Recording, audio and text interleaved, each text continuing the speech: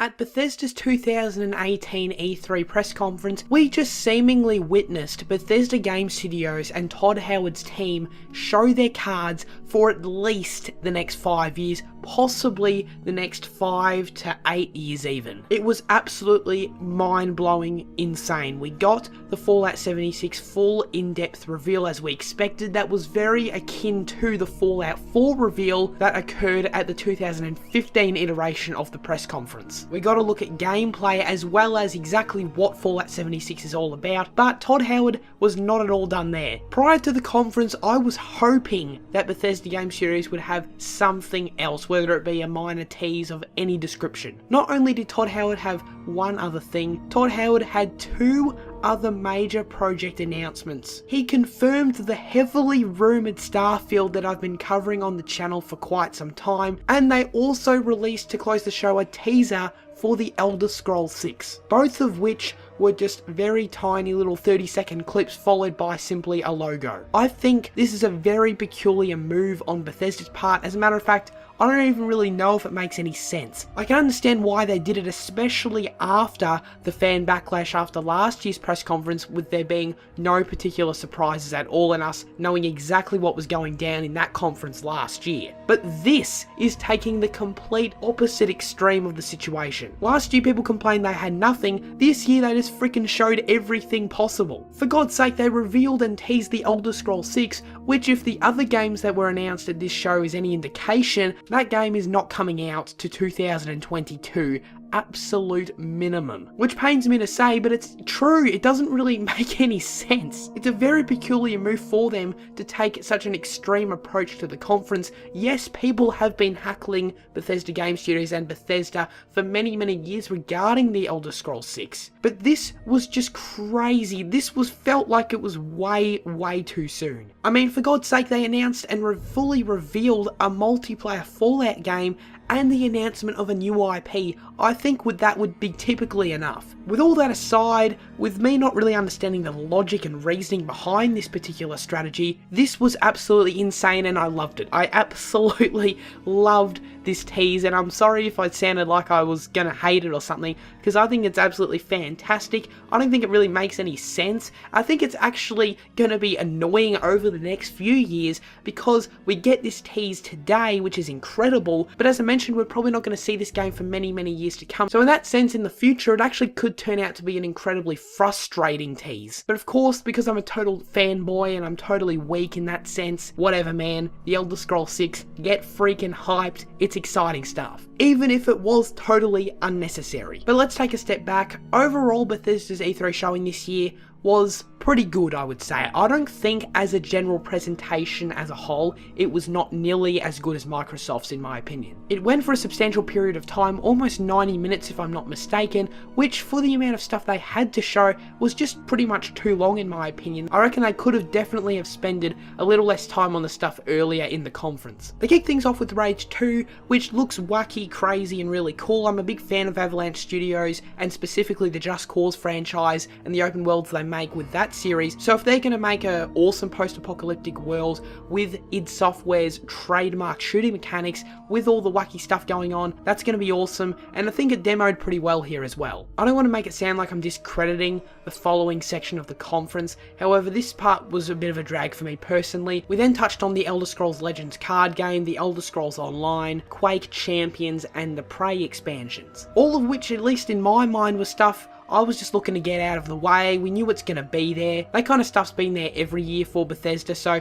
we knew it was going to be there, and it was a bit slow for me at times personally, but of course there are fans of those things, so I guess they'll be looking forward to the content for those games coming up. The critically acclaimed Wolfenstein 2 is also getting an add-on expansion pack, much like they did with the original game, that focuses around BJ's twin daughters, which is quite interesting. The main other highlight for the conference for me, other than obviously the Bethesda Game Studios announcements, was the announcement of Doom Eternal, which is the sequel to 2016's Doom by id Software. I never played that Doom, but obviously it got fantastic reviews. People really enjoyed that game, and even though this announcement was semi-predictable, it was definitely a highlight of the show because it was an announcement we didn't know coming in, and it wasn't simply a DLC expansion pack or an update to a game that already exists. It was a full-fledged sequel for Doom, so that's pretty cool. And then we pretty much just got the Bethesda Game Studio stuff. With Fallout 76, Todd Howard came out and he introduced the game. They showed the same trailer they showed at the Microsoft conference, which is a really cool trailer. He stated clearly that it is an online game, but you can definitely play it solo, which I very much appreciate. As you may know, I'm personally not a fan of massively multiplayer online games with grindy side quests and those kind of Destiny style games. They do not appeal to me in any way, shape or form, so that was my number one concern personally coming into Fallout 76, but what I've seen of the game thus far seems to indicate that I don't have to worry about it. Sure, it's always online, however, it is very much more of a cooperative experience. Todd emphasised that there's only going to be dozens of players in the open world at any one time, not hundreds, not thousands. It's not an MMO, which is great. It's actually hard for me to gauge how excited I am for Fallout 76. I guess it ends up depending on just how the game plays, moment to moment. If it ends up being very akin to a regular Fallout single-player RPG, except every now and again I'll run into another player and I might have to try and kill them, or I might team up with them for something or a quest, I don't know. If it is a regular Fallout game with very much a cooperative experience as well that I can delve into if I wish,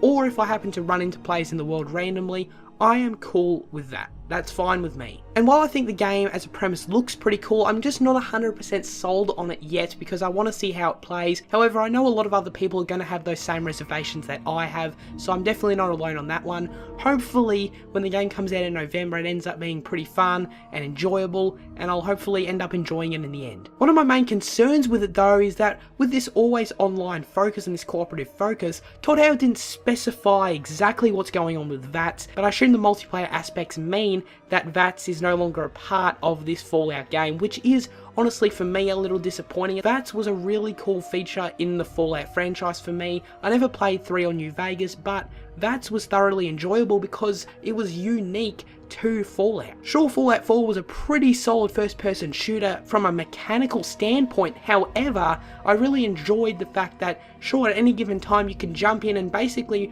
turn it into a turn-based strategy game of sorts. That added option was always fun, so the fact that this game now is seemingly going to fully rely on Fallout's first-person shooter mechanics without any strategy elements involved at all is quite interesting. As I mentioned, the mechanics are pretty solid in 4, but I wonder if they're going to be solid enough for me to be able to fully enjoy without the VATS option whatsoever. Todd mentioned that the world is 4 times bigger than it is in Fallout 4 and 16 times more detailed, which is obviously on paper very impressive and very intriguing, but until we get a better look at exactly how the side questing is going to work, exactly how many locations and how deep the world is itself, then we're not going to know for sure exactly if this 4 times large thing is necessarily a positive step. He also announced the Elder Scrolls Blades, which is a full mobile experience for the Elder Scrolls, and it genuinely seems to be pretty much a full Elder Scrolls RPG available on iOS and Android devices, which is kinda crazy. I'm personally not that interested in it because I don't really like playing games on my mobile device, but it seems relatively impressive that they're able to get a full Elder Scrolls RPG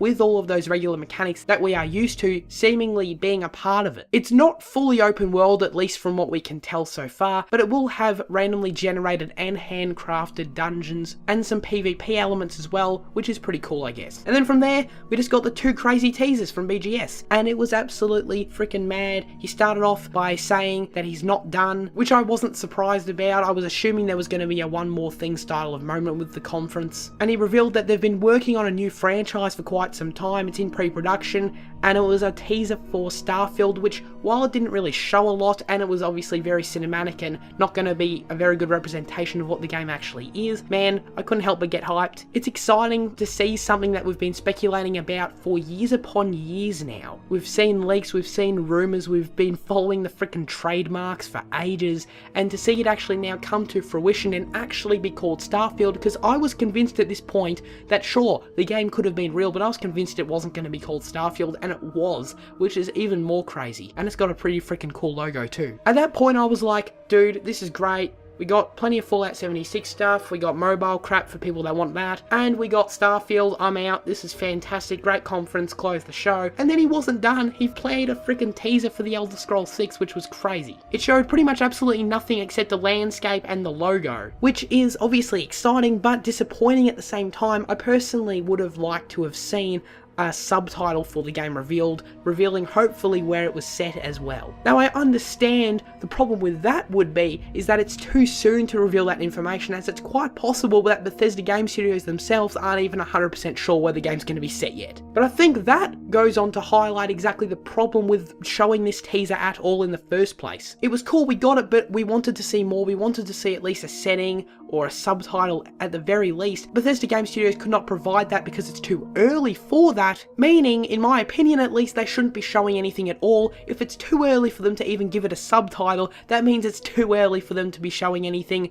I just feel so conflicted about this. Everything logically about me in regards to how I analyze the video game industry, it's very clear in my mind that this was shown way too early and it shouldn't have been done this way. It was clearly only done to appease the people that have been asking for ages and ages, of which there are a lot of people that were doing that. But it's just way too early. Starfield is still in pre-production, let alone this game, which comes out after it. If Fallout 76 is this year, keeping in mind that Bethesda Game Studios has recently become 3 times as big with its new studios, I would assume that their next game after that would be 2020, perhaps 2021, but I would lean more towards 2020 because of that expansion. Meaning that Starfield would land in 2020, and then Elder Scrolls 6 would land in 2022, assuming it would take 2 years for them to develop the game from start to finish, which again is a complete assumption on my part, and it could very well take substantially longer than that. 2022 is the absolute earliest we're getting Elder Scrolls 6, meaning it's still over 4 years away. It could very well end up being in 2025 even. I honestly think it didn't really make a lot of sense, and it was simply too early, and the Starfield reveal and tease would have been enough. But honestly, I mean, I'm a fanboy, I don't care, I loved it anyway. It was hype as, and that's why I love E3, that's why I love this industry. I love it for the hype moments, the exciting moments that surprise us, and the Elder Scrolls 6 tease certainly did that. So despite how logically it doesn't really make any sense to me, I just loved it anyway. But there you go, there are my thoughts on the absolutely bizarre, honestly, and crazy Bethesda conference for E3 2018. Let me know what your thoughts were on the conference in the comment section down below. This has been SirCazz, farewell.